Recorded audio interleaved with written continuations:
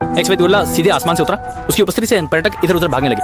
ये पहली बार था जब वह बाहर आया था। इतने सारे इंसानों को देखकर वह घबरा गया और एक दिशा में भागने लगा। रास्ते में आई कार को उसने बुरी तरह से तोड़ दिया। क्यों को जब यह नजर आया तो वह भी तुरंत जीप लेकर वहां पहुंच गया। उसने ज्यादा नहीं सोचा और तेजी से जॉर्ज का पीछा किया। उसने जॉर्ज को शांत करने की पूरी कोशिश की जो सफल रही। उस समय पुलिस वहां पहुंच गई और बंदूक तानकर जॉर्ज की तरफ इशारा किया। जॉर्ज ने तुरंत आगे बढ़कर अपनी पहचान बताई कि वह एक प्राइमेटोलॉजिस्ट है। आधे घंटे की कोशिश के बाद पुलिस ने भी हथियार डाल दिए। किसी घटना सच में खत्म हो गई है क्या?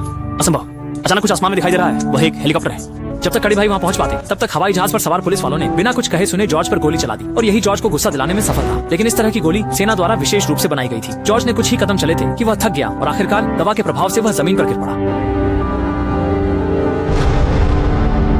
रात को उन्होंने मजबूत भाई और काली बहन को हवाई अड्डे पर ले जाया। वहाँ हवाई जहाज से एक आदमी नीचे उतरा। उसका नाम निगेन है। वह सरकारी अधिकारी है। लेकिन मजबूत भाई को उसकी कौन सी पोस्ट है इससे कोई फर्क नहीं पड़ता। वो तो बस जॉर्ज से मिलना चाहता है। लेकिन जॉर्ज को पहले ही विमान में चढ़ा लिया गया था। जाहिर है निगेन ने उसे मना कर दिया। मजबूत भाई गुस्से से भड़क गया।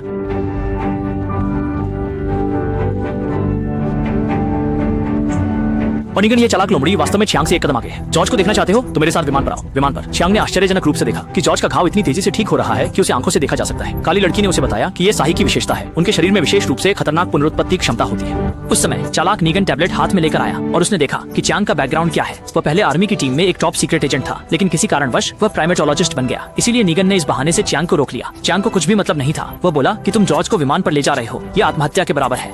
निगन ने आत्मविश्वास से कहा कि ऐसी स्थिति संभव नहीं है। हमारा शांतिदायक विशेष फॉर्मूला है। हालांकि उसने जॉर्ज को कम आंका। ब्लैक सिस्टर ने उसे चेतावनी दी कि शांतिदायक की प्रभावशीलता से उड़ान के उतरने तक नहीं टिक पाएंगे। नाइजीएन उसकी बात नहीं सुनना चाहता था। बाद में देख लेना। उसने टैबलेट निकाला और किंग को दिखाया कि उत्तरी जंगल में एक विशाल जंगली प्राणी है जिसे नेटिजन्स राल्फ कहते हैं। उस समय क्वांग ने काले लड़की को आगे कर दिया क्योंकि काले लड़की ने उसे बताया था कि वह अनुसंधान कंपनी की कर्मचारी है। शायद काले लड़की इस मामले को सुलझा सकती है। यह सुनकर च्योंग आहिस्ता हो गए और दूसरी ओर एक समूह भाड़े के सैनिकों ने लापरवाही से विशाल भेड़िए राल्फ को ढूंढ लिया।